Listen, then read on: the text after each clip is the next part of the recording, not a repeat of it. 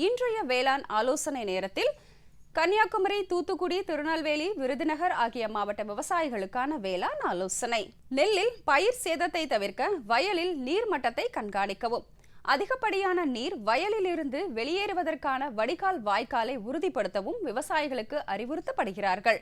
பருத்தியில் வெடித்த பருத்தியை உடனடியாக அறுவடை செய்யவும். மேலும் ஈரப்பதம் இல்லாமல் பருத்தியை பாதுகாப்பாக சேமிக்கவும்.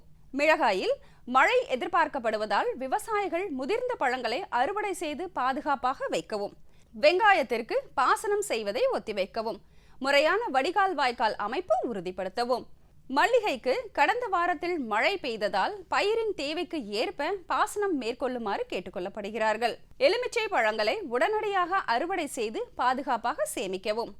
மண்ணின் ஈரப்பதத்தை பாதுகாக்க தழைக்கூளங்கள் மண்ணிலேயே களைவெட்டி மூடி வைக்கவும். நிலவும் வானிலையால் கொய்யாவில் பழ ஈக்களுக்கு சாதகமாக உள்ளது. 1 லிட்டர் தண்ணீரில் மாலத்தியான் 50 EC 2 மில்லி அல்லது டைமெத்தாயேட் 30 EC 1 மில்லி கலந்து தெளிக்கவும்.